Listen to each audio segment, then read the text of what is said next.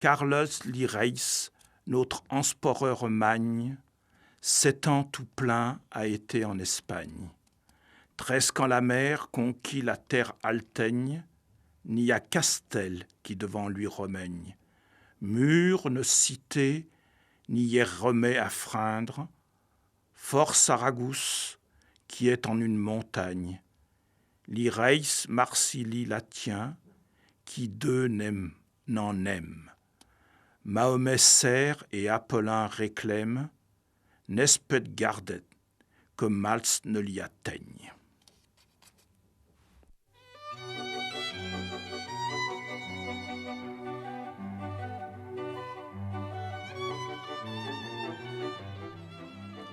Lieu de mémoire. Roncevaux.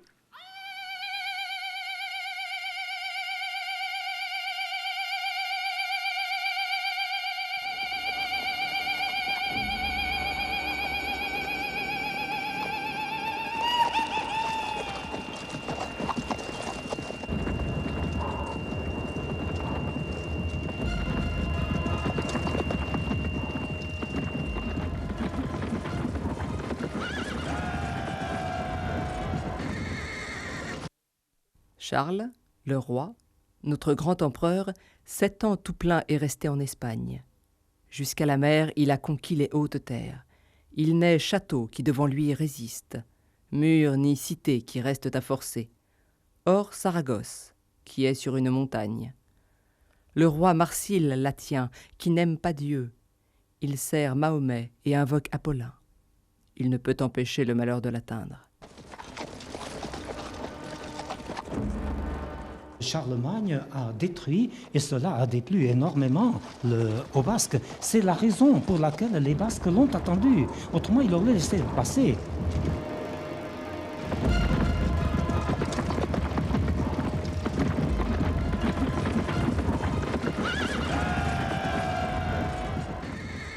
Personnellement, je suis né en 1948. Donc, c'est dire que c'était bien avant l'indépendance du Mali. Donc nous étions considérés comme des petits Français aussi. Donc pour la petite histoire, je peux dire que nos ancêtres aussi étaient des Gaulois. C'est-à-dire que dans nos écoles, on nous enseignait l'histoire de France. Et dans le cadre justement de cet enseignement, nous savons qui est Roland, nous savons qui est Charlemagne. Mais ce que nous ne savions pas et que nous avons appris ici, je ne sais pas si je peux le dire, et on nous a dit que Roland a été tué par des Sarrasins. Mais beaucoup de livres basques m'ont prouvé que c'était les Basques qui l'avaient tué. Donc la bataille de Roncevaux n'est pas méconnue de nous autres Maliens. Oui, nous connaissons tous l'histoire de Roncevaux, lieu où mourut Roland, neveu de Charlemagne, sous les coups des Sarrasins. Cette histoire, telle qu'elle, faisait partie de nos certitudes. Mais sommes-nous exactement dans le vrai? Roncevaux, lieu de mémoire, mais laquelle? Roncevaux, tout d'abord, est double. C'est un espace en pleine montagne, une réalité physique, même si beaucoup ont, à certaines époques, hésité sur sa localisation exacte à 1 ou 2 vallées près. C'est un champ, le premier grand poème épique de la littérature française, et c'est à ce titre déjà une recréation de l'esprit. Voilà pour l'essentiel. C'est aussi, très concrètement, un monastère austère au creux d'une vallée, juste sous un col, en territoire espagnol. Roncevaux, fait historique, Roncevaux, œuvre littéraire, Roncevaux, raconté, fantasmé, recherché, recréé, Roncevaux depuis le légendaire Charlemagne, autre idole de notre Panthéon, Roncevaux dans de multiples mémoires depuis l'an 778, Roncevaux, lieu d'une bataille où fut prise au piège l'arrière-garde d'une armée forte de 6000 hommes.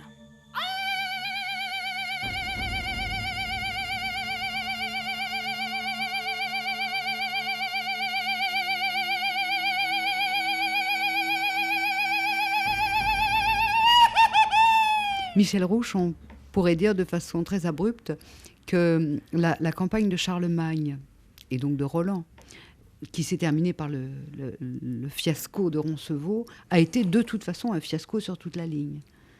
Ça a été un fiasco sur toute la ligne, tout simplement parce que Charlemagne, lorsqu'il est contactés par des chrétiens espagnols ainsi que par des chefs berbères dirigeant la région de Saragosse, est appelé au secours.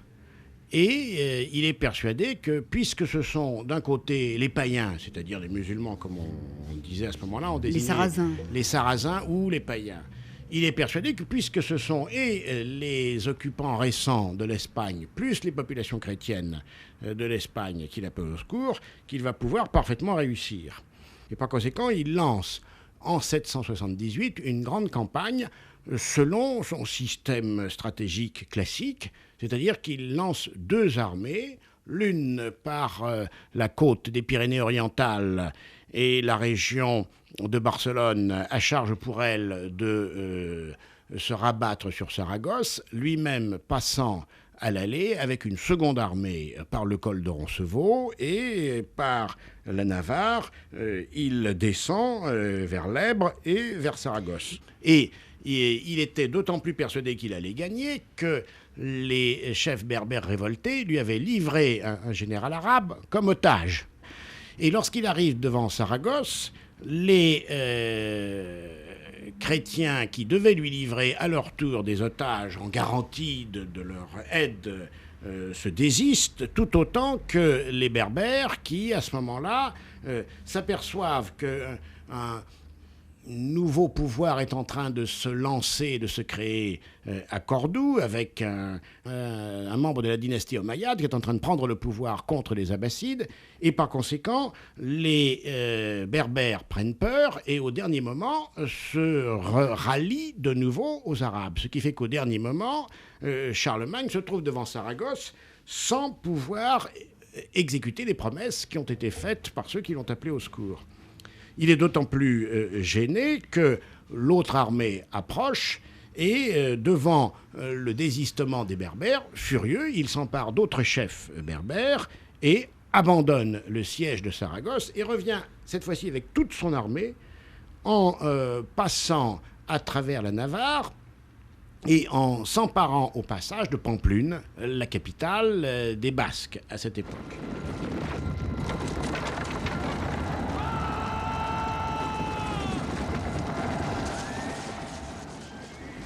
Et il prend tout ce qu'il peut trouver comme butin dans la ville de Pampelune. Devant cette action de Charlemagne qui brûle ses arrières en quelque sorte et qui remonte avec toute son armée et tout son butin et tous ses otages en direction du col de Roncevaux, immédiatement une alliance se noue entre les Basques païens et les Arabes, puisque les Basques, eux, veulent récupérer le butin de Pampelune, et les Arabes, eux, veulent récupérer les otages. Et c'est en remontant vers le col de Roncevaux par la voie romaine qui longe la chaîne en direction du col que les auteurs de l'embuscade, à la fois basques et arabes, se mettent au sommet de la montagne, sur le flanc gauche de l'armée qui chemine à pied tellement la voie est étroite, ce qui les met en danger d'être surpris. Et effectivement, c'est ce qui se passe. Une fois que le gros de l'armée est passé et est arrivé au sommet du col, l'embuscade se déclenche contre l'arrière-garde. Et nous sommes le 15 août 778, l'arrière-garde est chargée de butin et chargée d'otages, tout le monde est à pied, donc il est très facile de se précipiter sur le côté gauche de soldats désarmés, de les faire basculer dans le ravin et d'écraser toute cette file indienne qui est en train de s'étirer sur plusieurs kilomètres de long. Et le chef de l'arrière-garde, Roland, marquis de Bretagne, c'est-à-dire celui qui dirigeait la zone frontalière de Bretagne, se défend tant qu'il peut et finit par être tué, ainsi que Égiard, le sénéchal de Charlemagne. Et lorsque Charlemagne est prévenu de ce qui se passe à l'arrière, il n'a pas le temps de revenir et de redescendre du haut du col de Roncevaux. Quand il arrive, évidemment, tous les hommes sont tués et tout le butin a été pris. Hauts sont les monts, ténébreuses les vallées, sombres les rochers, lugubres les défilés. Ce jour-là, les Français passèrent à grand-peine. De 15 lieues, on entend leur bruit sourd. Dès qu'ils parviennent à la terre des aïeux, ils voient la Gascogne, la terre de leurs seigneurs. Alors, ils se souviennent des fiefs et des domaines, et des jeunes filles, et des nobles femmes, Il n'y en a pas un qui ne pleure de tendresse. Plus que tous les autres, Charles est anxieux. Au col d'Espagne, il a laissé son neveu. De tendresse, il ne peut s'empêcher de pleurer. La chanson de Roland. Mais Charlemagne ne peut pas s'arrêter pour punir les auteurs de l'embuscade. Il vient de recevoir des nouvelles de la Saxe, selon laquelle Widukind, le chef des Saxons, vient de franchir le Rhin et se met à ravager toute la rive gauche du Rhin en Gaule du Nord. Donc, comme pour lui, Aix-la-Chapelle est la zone privilégiée et que la puissance de Charlemagne se trouve en Gaule du Nord, il est beaucoup plus important d'aller au secours des Francs et des Gallo-Romains de la Gaule du Nord que de s'arrêter à cette misérable embuscade qui finalement n'a aucune importance à ses yeux. Charlemagne a dévasté l'Espagne, pris les châteaux et forcé les cités. Le roi dit que sa guerre est finie. Vers la douce France chevauche l'empereur. Le comte Roland a fixé son enseigne et sur un tertre l'a brandi vers le ciel. Les Francs campent par toute la contrée. Les païens chevauchent à travers les larges vallées, la cuirasse sur le corps, le casque lacé et l'épée ceinte, le bouclier au cou et la lance prête. En une forêt, au sommet des monts, ils s'arrêtent. 400 000 attendent le lever du jour. Dieu, quelle tristesse que les Français ne le sachent pas. La chanson de Roland. Jean Dufournet, entre cette chanson de Roland que nous avons apprise à l'école, qu'au moins nous avons lue par bribes à l'école, et la défaite de Charlemagne en 778 dans les Pyrénées, il s'est passé de longs siècles au cours desquels on a brodé. On a brodé et on est passé de l'histoire orale à l'histoire écrite. Oui. Comment ça s'est passé, tout ça ? Pendant un certain temps, c'est-à-dire un siècle, plusieurs siècles, il n'y a eu que des chants très rudimentaires qui rapportaient telle ou telle partie de cette bataille. Et ces chants rudimentaires, on les appelle des cantilènes ou des carmina vulgaria, c'est-à-dire des chants assez mal articulés, mais qui avaient conservé le souvenir à tel ou tel endroit. Ils sont en quelle langue ? En latin au début ? Ils sont ordinairement en latin, dans cette langue intermédiaire entre le latin classique et l'ancien français. Parce que la chanson de Roland est un des premiers témoignages, un témoignage achevé de notre langue médiévale. Et alors donc, jusqu'aux environs de l'an 1000, il y a eu une légende qui s'est peu à peu constituée. Et à ce moment-là, apparaît sans doute un chant plus long, mieux articulé, mieux organisé, qui était une chanson d'Olivier et de Roland. Et ce qui est important, c'est que de prime abord, il semble que Olivier, qui est un personnage fictif, qui a été créé, était au premier plan. La preuve, on trouve beaucoup de jumeaux qui s'appelaient Olivier et Roland, ou de frères. Et l'aîné était appelé Olivier. Et puis, à ce moment-là, se constitue aussi une sorte de langue avec des formules, des habitudes rhétoriques. Voilà où nous en sommes quand on arrive au XIe siècle.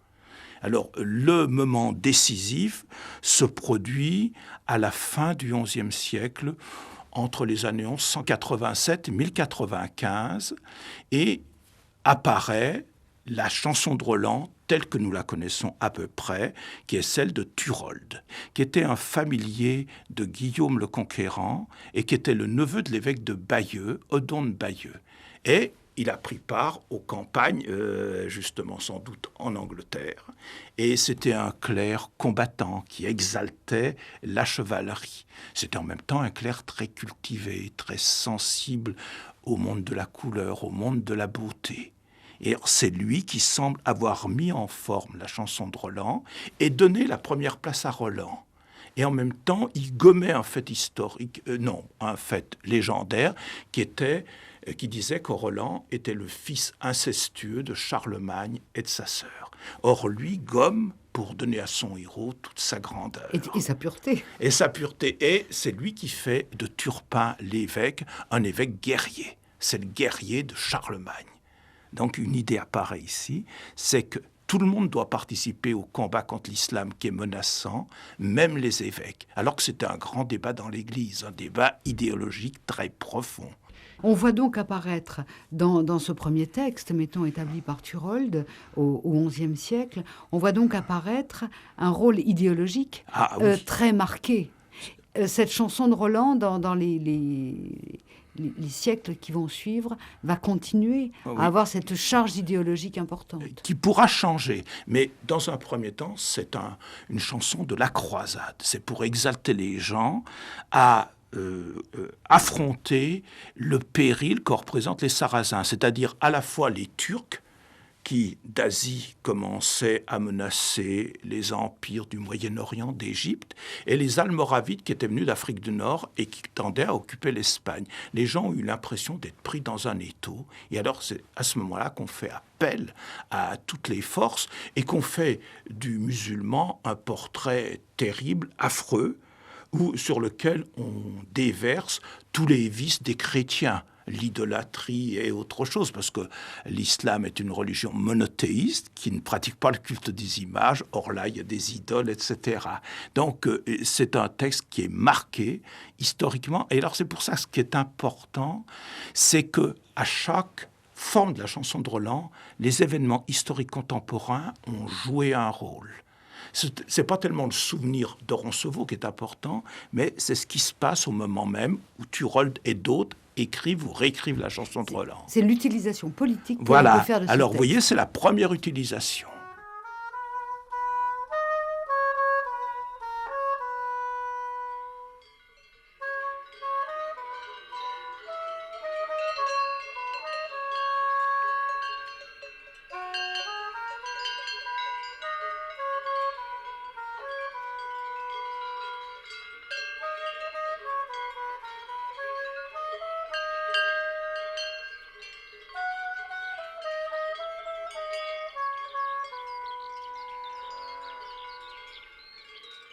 Manège Goyenetz, nous sommes ici à Roncevaux, sur les lieux même de la bataille, d'après vous. Les gens font souvent une erreur. On croit que Charlemagne a descendu la vallée de Roncevaux, c'est-à-dire l'actuelle vallée d'Arnegui, alors qu'à cette époque, les armées utilisaient les sommets des montagnes, des monts, et n'aimaient pas les bas-fonds pour des raisons de sécurité. De toute façon, quand on voit ces vallées, quand on voit cette vallée par laquelle nous sommes montés, c'est une vallée extrêmement étroite, qui est extrêmement encaissée, qui est encombrée d'une végétation très dense de forêt. Et il a fallu que nous arrivions à un peu plus de 1000 mètres ici pour que se dénudent les sommets et qu'apparaisse la bruyère et les fougères et que nous puissions émerger de cette forêt de chênes. Voilà, vous avez tout compris. Et donc vous avez l'esprit de stratégie militaire. Un militaire ne va pas faire descendre ou monter une armée ou plusieurs armées par le fond de cette vallée, va utiliser les sommets des montagnes. Et nous sommes ici effectivement entre le col de Roncevaux d'Ibagneta et un peu plus à l'est le col de Bencarte, et dans une série de crêtes, et c'est quelque part par ici, si la bataille a eu lieu ici, et que les Vascons ont décidé cette opération un peu éclair.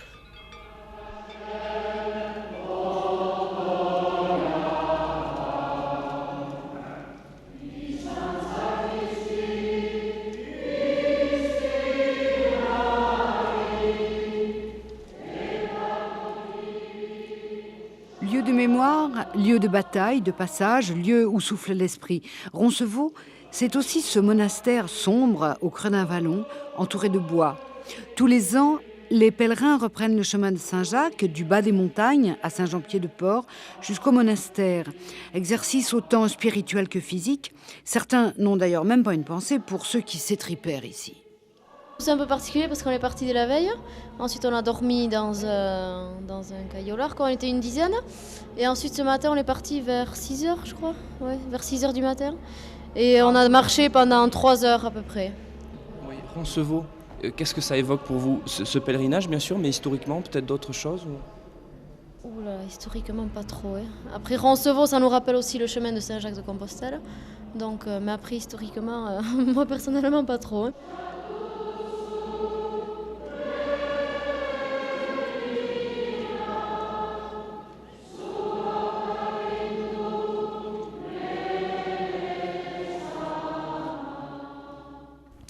Alors Michel Rouche, plusieurs choses.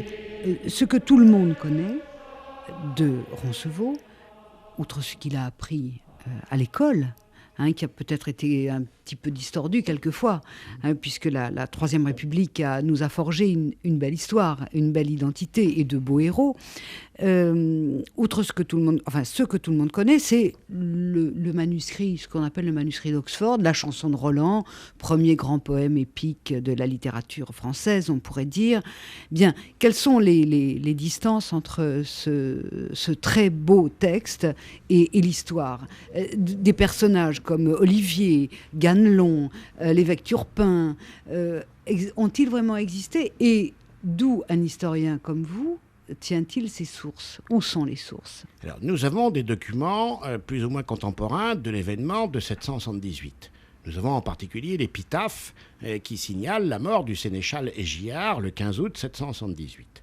Nous avons 2 pièces de monnaie frappées au nom de Roland, marquis de Bretagne. Donc Roland a existé, a été un personnage historique authentique. Neveu de Charlemagne? Neveu peut-être au sens des alliances de type féodal. Voilà, et il y a de fortes chances pour qu'il y ait eu des alliances quelconques, pas forcément au niveau de l'alliance par le sang.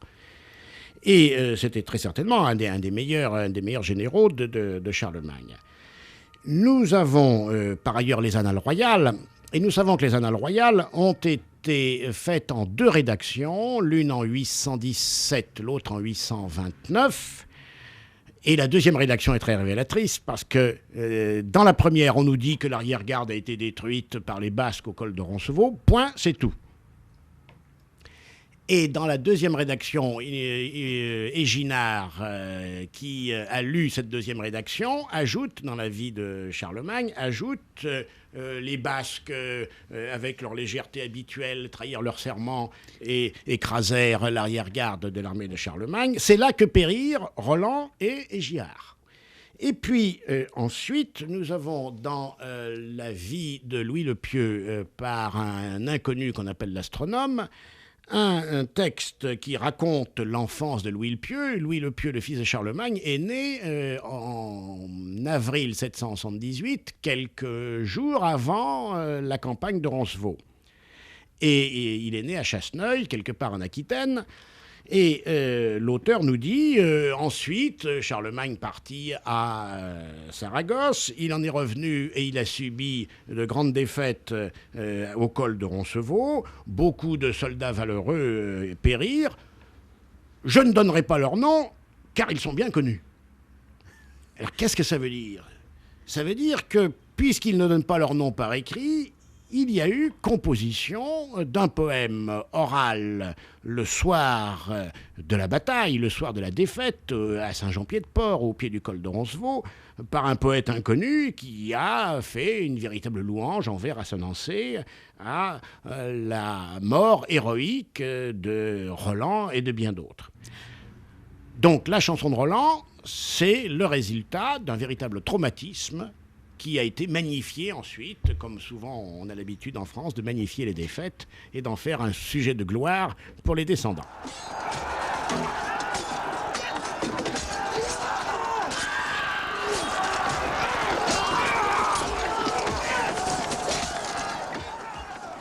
Le comte Roland, à pénible et rue des Forts, à grande douleur sonne son olifant. Par la bouche, jaillit le sang clair, de son cerveau la tempe se rompt. Du corps qu'il tient, le son porte au loin, Charles l'entend, qui passe l'école. Nem le perçoit, les Français l'écoutent. Le roi dit « J'entends le corps de Roland, il ne le sonnerait pas s'il ne livrait bataille. » Ganelon répond « Il n'a pas de bataille. Oui, vous êtes vieux et votre tête est blanche. Par de tels propos, vous ressemblez à un enfant. Vous connaissez bien le grand orgueil de Roland, il est étonnant que Dieu le supporte tant. Déjà, il a pris Naples, sans que vous l'ordonniez. Les Sarrasins de la ville sortirent et combattirent le bon vassal Roland, qui, avec les eaux, lava les prés du sang afin qu'il n'en restât pas de traces. Pour un seul lièvre, il sonne tout un jour du corps. Devant ses pairs à cette heure, il s'amuse. Sous le ciel, il n'est personne qui ose le provoquer. Chevauchez donc. Pourquoi vous arrêter? La terre des aïeux est encore loin devant nous. La chanson de Roland. Le traître Ganelon, Michel Rouche. Alors le traître Ganelon, il a existé, mais il a existé beaucoup plus tard. C'est un évêque qui a sacré Charles le Chauve en 840. Il était archevêque de Reims, il s'appelait Vénilo ou Ganelon. Et lorsque le roi des Francs de l'Est a envahi le royaume de Charles le Chauve, il est passé au service des Francs de l'Est, c'est-à-dire de Louis le Germanique. Donc il est le type même du traître. Et on a plaqué le traître des années 850-860, on l'a plaqué sur la défaite de Roncevaux. Charlemagne ne pouvait pas avoir été battu à Roncevaux, c'était un homme beaucoup trop intelligent et beaucoup trop habile pour connaître de pareilles défaites, et donc l'imagination populaire a dit, eh bien voilà, il y a eu un traître. Il y a eu un traître, le traître c'est Ganelon. L'archevêque de Reims, ça ne peut être que lui. Et par opposition à ce traître, il y avait le brave archevêque Turpin. Effectivement, Turpin a existé. Il était archevêque de Reims à la fin du 8e siècle et non plus du 9e.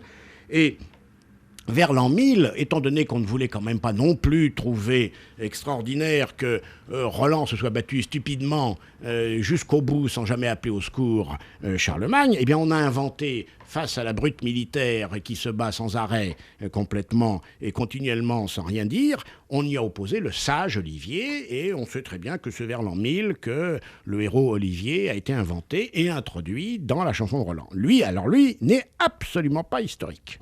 Et puis, quand on lit cette chanson de Roland, si on essaie de voir un peu ce qu'elle décrit, on se rend compte qu'effectivement, aussi bien du côté des Sarrasins que du côté de Charlemagne, les chefs pratiquent beaucoup le conseil. C'est-à-dire qu'ils siègent entourés par leurs généraux ou par des conseillers. Charlemagne n'arrête pas de prendre conseil. Il siège avec, on pourrait dire, presque les pairs du royaume. En tout cas, on a là la représentation de la société féodale.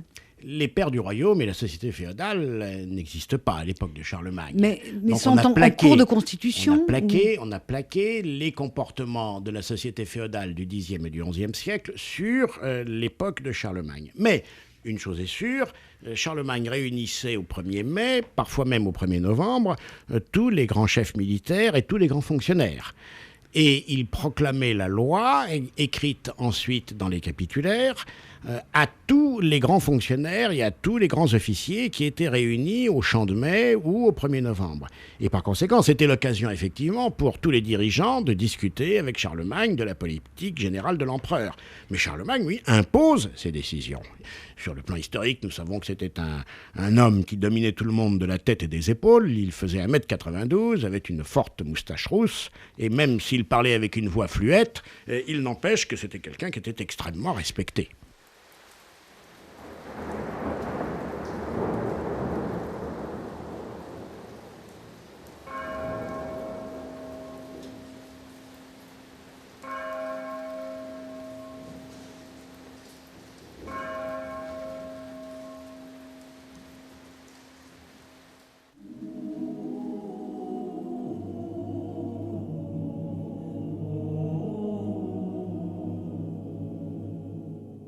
Après Iceste, autre vision songea, qu'il en France herte à sa capelle à Aix. Elle destre brats li morts un vers si mal, de vers Ardennes vit venir un lepars, son corps de meni moute fièrement à saute, dans de salle, un vostre avala, que vint à Karl les galops et les sauts. La destre oreille à le premier vers trancha, iréement ce combat à l'éparte, dit les Français que grand bataille y a. Il ne sève liquel deus la vaincra, Karl se dort, mi ne s'éveilla. Au début du XIIe siècle, l'idée de la France est en train de s'édifier. Le grand penseur de la royauté est alors Sugère, abbé de Saint-Denis, régent du royaume. Il suscite des réflexions et dans le même temps aussi la création de mythes propres à soutenir son idée. Nous sommes dans les années 1140-1150. Jean Dufournay. De la France et du royaume, c'est-à-dire de la royauté. Ce qui est important avec ce sujet, c'est qu'il met maintenant l'accent sur la personne de Charlemagne. Et dans les rangs de Charlemagne, maintenant, il y a l'oriflamme, et c'est lui qui en avait fait l'étendard de la royauté.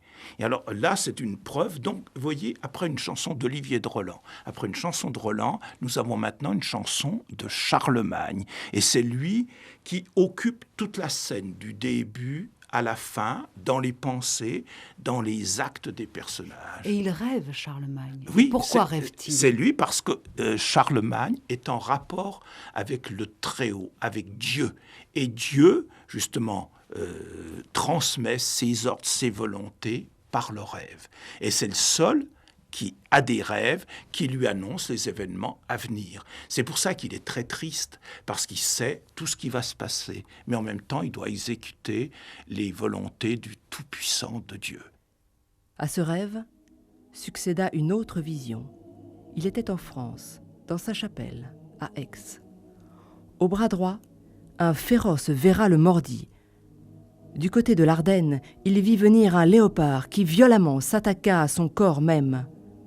Du fond de la salle, un vautre dévala qui courut à Charles au galop et par bonds. En premier, au verra, il trancha l'oreille droite et livra un combat furieux au léopard. Les Français disent que c'est une grande bataille, mais ils ne savent pas lequel la gagnera. Charles dort tant qu'il ne se réveille pas. La chanson de Roland.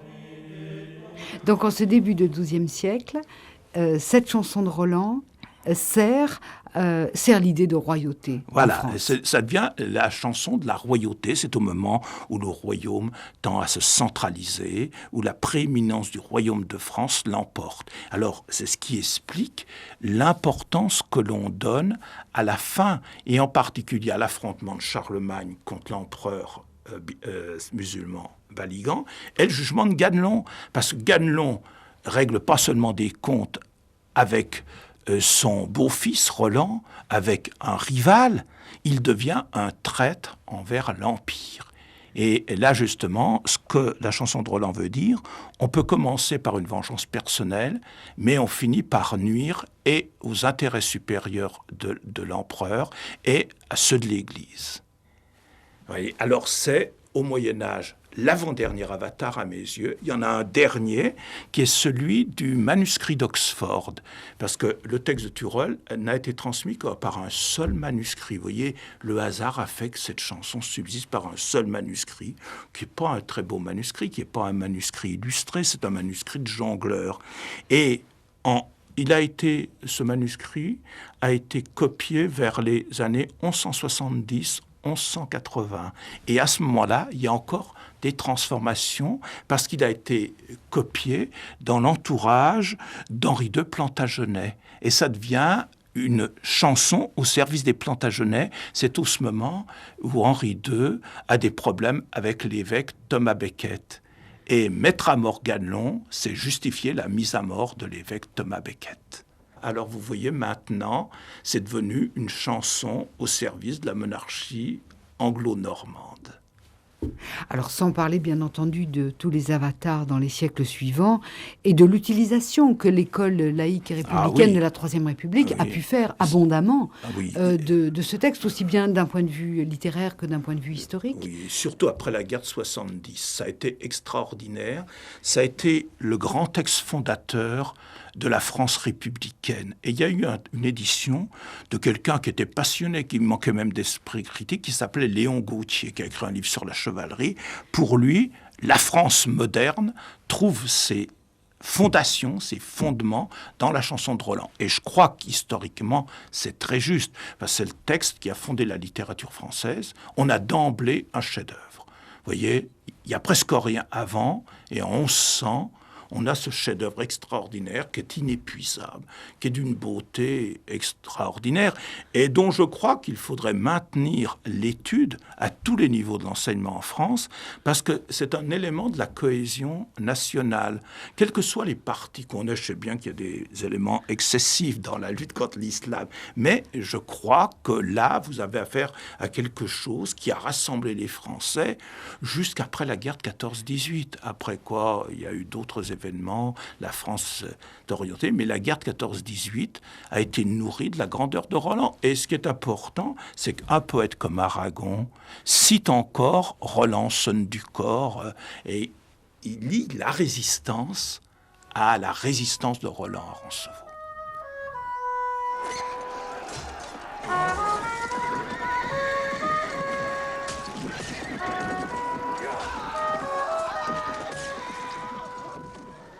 Roland frappe sur une pierre grise. Il en abat plus que je ne sais vous dire.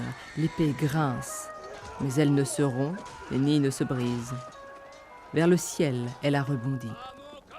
Quand le comte voit qu'il ne la brisera pas, tout doucement, il la plaint en lui-même. Ah, Durandal, comme tu es belle et très sainte. Dans ton pommeau d'or, il y a bien des reliques. Une dent de Saint-Pierre, et du sang de Saint-Basile, et des cheveux de Monseigneur Saint-Denis, et du vêtement de Sainte-Marie. Il n'est pas juste que des païens te possèdent. C'est par des chrétiens que tu dois être servi. Ne soyez pas à un homme capable de couardise. J'aurais par vous conquis tant de terres immenses que tient Charles, dont la barbe est fleurie. Et l'empereur en est puissant et riche. La chanson de Roland.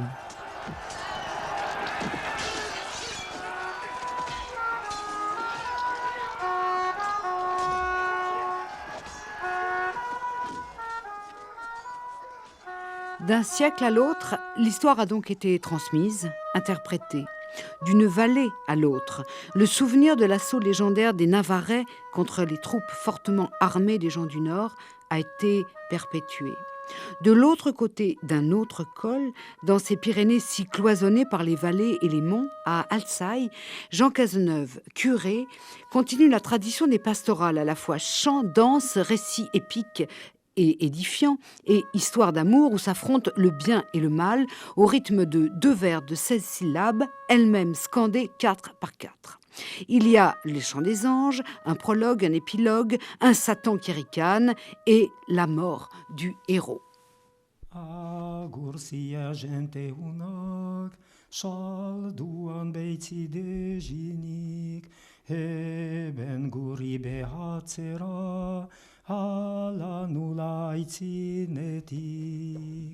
Et puis là, c'est la musique qui prend à chaque verset. Et on recommence le verset suivant après la musique. Jean Cazeneuve, pourquoi avez-vous écrit une pastorale autour de la bataille de Roncevaux?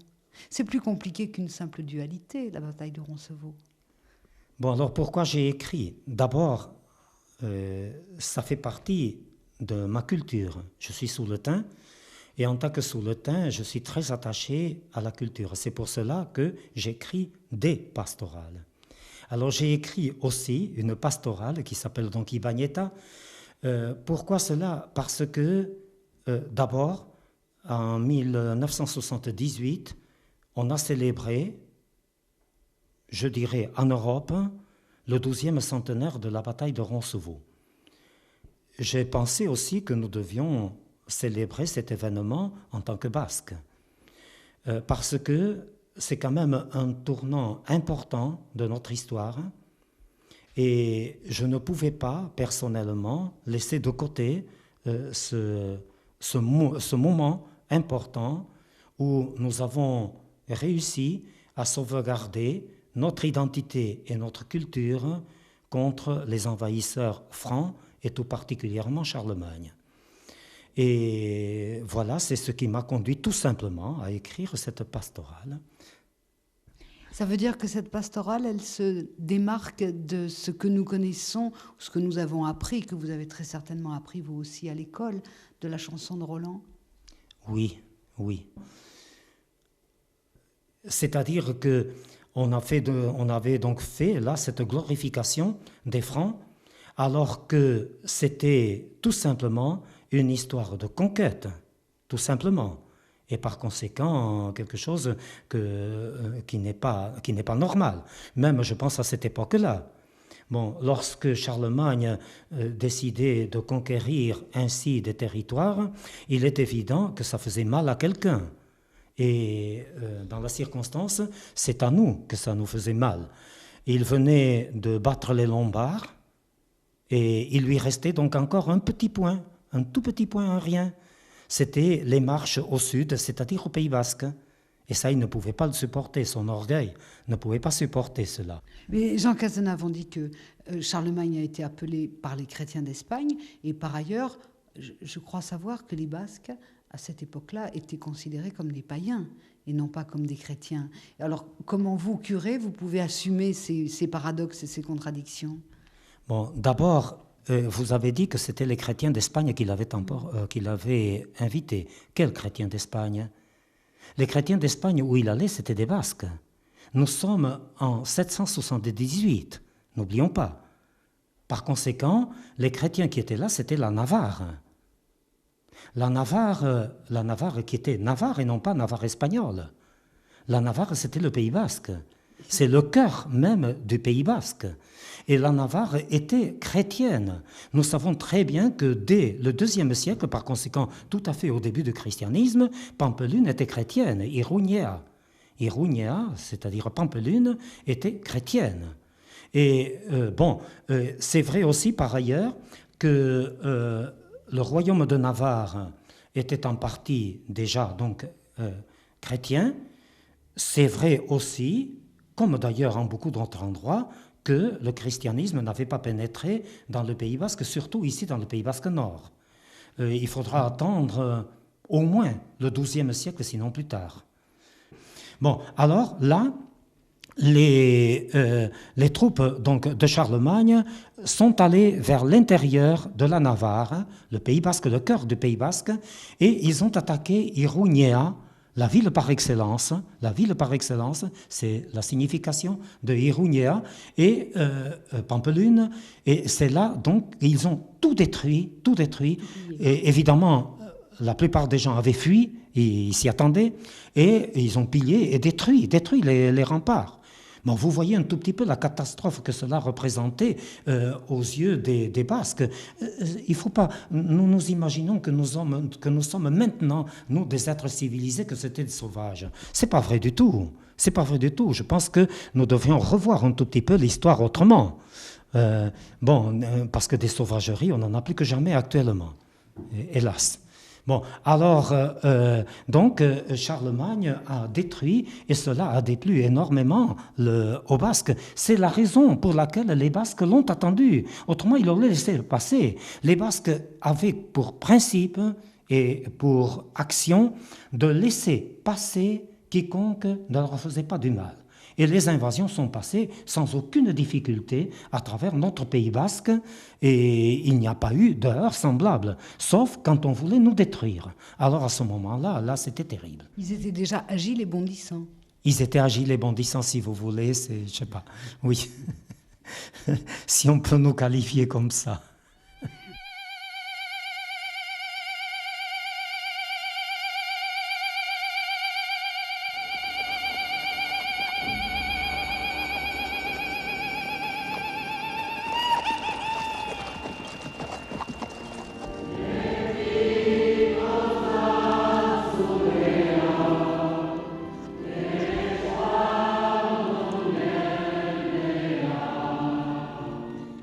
Ça fait combien d'années que tu viens à ce pèlerinage? Ça va faire ma 8e année. Là. J'ai commencé à 11 ans.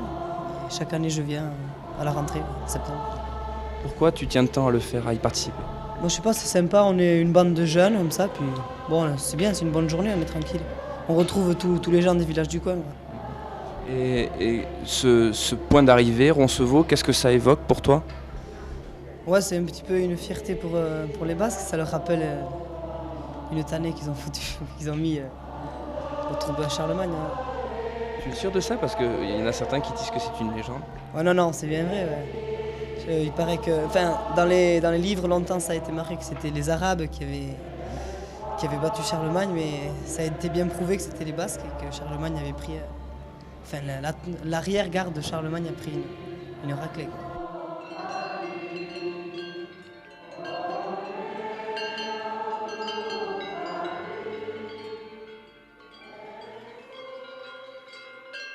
Manège Goyeneche, qui étaient ces Vascons?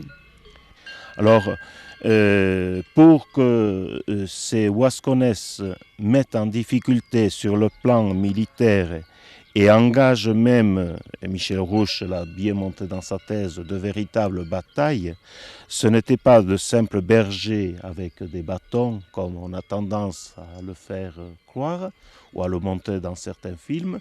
Nous avions ici une société très bien organisée, et ces Wascones étaient notamment des cavaliers qui savaient très bien manier l'arc. Donc, des cavaliers maniant l'arc, ça suppose aussi une métallurgie assez importante. Donc, disons, une économie de la plaine alliée à une économie de la montagne. Là, je suis Michel Rouche qui dit qu'il y avait une espèce d'alliance entre les Vascons et l'aristocratie aquitaine. Et de ce point de vue, donc, déjà à cette époque, la montagne et les Pyrénées ne sont pas du tout une barrière, mais des zones d'échange, de circulation. Alors, c'est par ici que sont passées toutes les populations du néolithique, mais de l'époque romaine aussi, les armées romaines, et le long de l'axe Bordeaux-Astorga, reliant Dax à Pampelune, qui étaient les deux cités importantes, ont utilisé ces passages des Pyrénées et notamment, bien sûr, ce col d'Ibagneta. Ensuite, les armées wisigothiques, les armées carolingiennes, avant mérovingiennes. Donc, nous avons une constante de l'histoire. Ultérieurement, lorsque le pèlerinage de Saint-Jacques de Compostelle va démarrer à partir du IXe siècle. Alors au IXe siècle, il n'y a pas encore une route du pèlerinage par ici. La première route est le long de la mer. Et ensuite, au Xe, XIe siècle, c'est la voie d'Oloron-Diaca qui rentre en Navarre.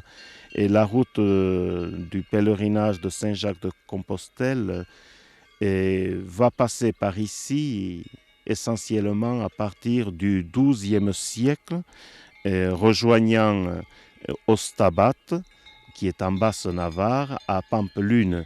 Alors le XIIe siècle, nous sommes déjà dans l'époque de la croisade, de la Reconquista contre les musulmans qui sont encore en Espagne.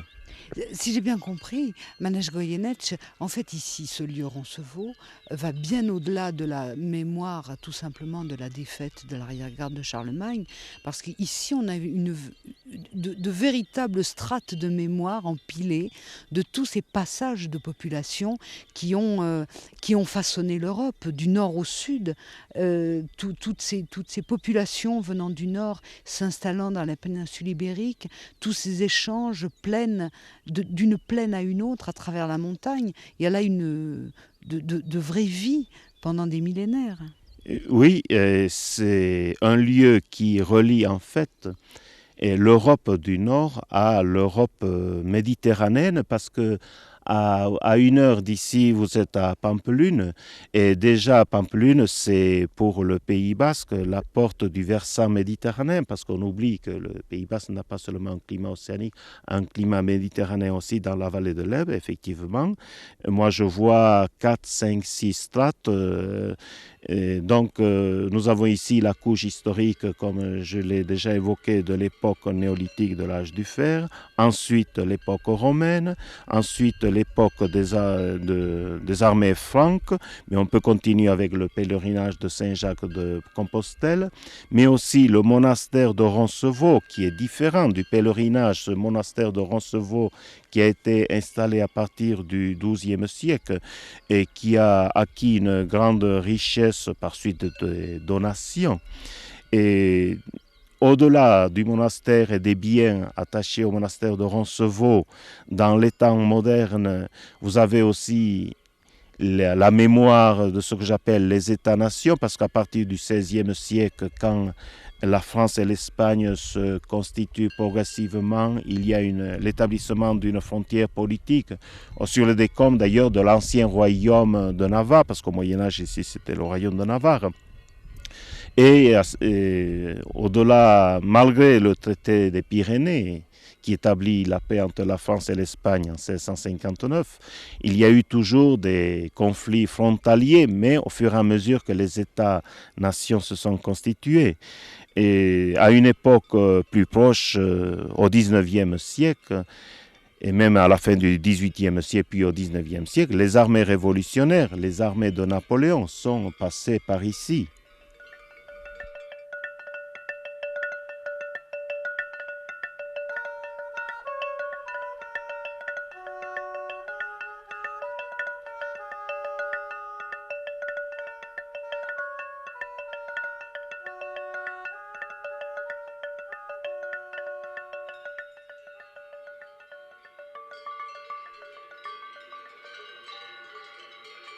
Nous sommes le long de la frontière franco-espagnole, du côté espagnol, mais au fur et à mesure que l'on a monté le col de Roncevaux, est-ce que vous avez observé une frontière sur le plan de la végétation? C'est la même végétation, c'est le même climat pour l'instant, océanique, qui devient peu à peu montagnard, avec une végétation en étage bien sûr. Et par ailleurs, si vous faites des interviews à ces bergers, vous allez voir que tous ces bergers qui sont autour parlent basque, qu'ils soient du côté espagnol ou du côté français. Moi-même, je suis originaire du village d'Amba d'Esteren-Subi. Bon, je circule à travers ces montagnes. Bien sûr, il faut avoir la carte d'identité parce qu'il y a de temps en temps des contrôles. Mais en fait, nous ne vivons pas autour de ces lieux. Nous ne vivons pas une frontière, si ce n'est pour répondre au cliché un peu traditionnel du contrebandier.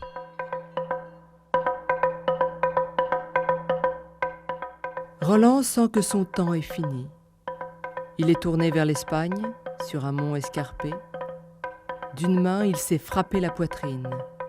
Dieu, pardon, par toute ta puissance, pour mes péchés, les grands et les menus, que j'ai commis depuis l'heure que je suis né, jusqu'à ce jour où je suis terrassé. Il a tendu vers Dieu son gant droit. Des anges du ciel descendent jusqu'à lui. La chanson de Roland.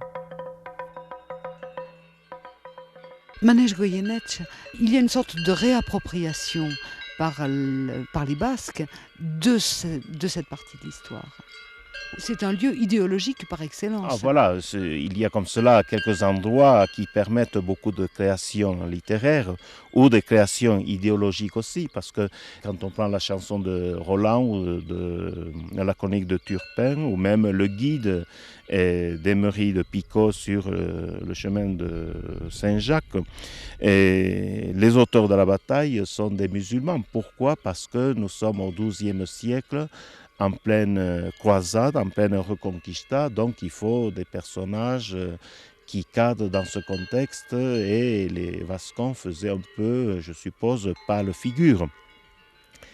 Et alors, si on revient au XXe siècle maintenant, effectivement, il y a d'autres modes d'appropriation, mais au XXe siècle, au XIXe siècle, c'est un peu le nationalisme français et qui s'est approprié le personnage de Roland. Il suffit de prendre n'importe quel manuel scolaire du XIXe siècle.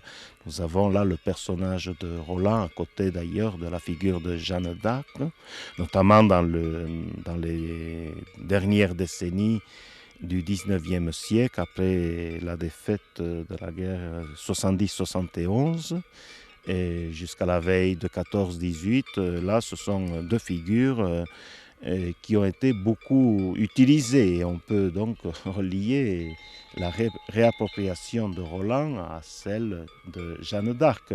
Mais quittons un peu le domaine des manuels scolaires de cette période. Si on prend le mouvement Abersalais, alors Abersalais, ça ne veut pas dire nationaliste exactement, ça veut dire patriote. Et le mouvement Abersalais au XXe siècle, effectivement, s'est réapproprié ces lieux historiques. Et je dis ces lieux et non pas ce lieu. Et à travers d'abord la pastorale, je crois que vous en avez parlé avec Younes Cazenave, mais aussi à travers un militant comme Marc Légas, qui est connu ici, et qui est mort il y a 1 an et qui a demandé à ce que ses cendres soient répandues au col de Roncevaux.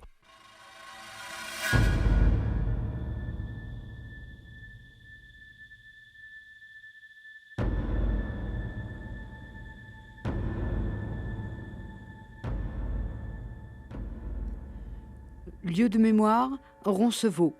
Avec le concours des historiens Michel Rouche à Paris et Manège Goyenetch à Roncevaux, de Jean Dufournay, professeur de littérature, et celui de Jean Cazeneuve, curé d'Alsaï. La troupe qui a reconstitué la bataille, Christophe Alonso, en avant-garde au cours du pèlerinage, et le soutien logistique de Radio France Pays Basque. À Paris, avec la complicité de Rafik Kevorkian au hautbois baroque et celle de Blandine Molinier, lectrice, avec toutes les compétences techniques de Jacques Vincent. Lieu de mémoire, Roncevaux, Dominique Costa, Geneviève Ladouès.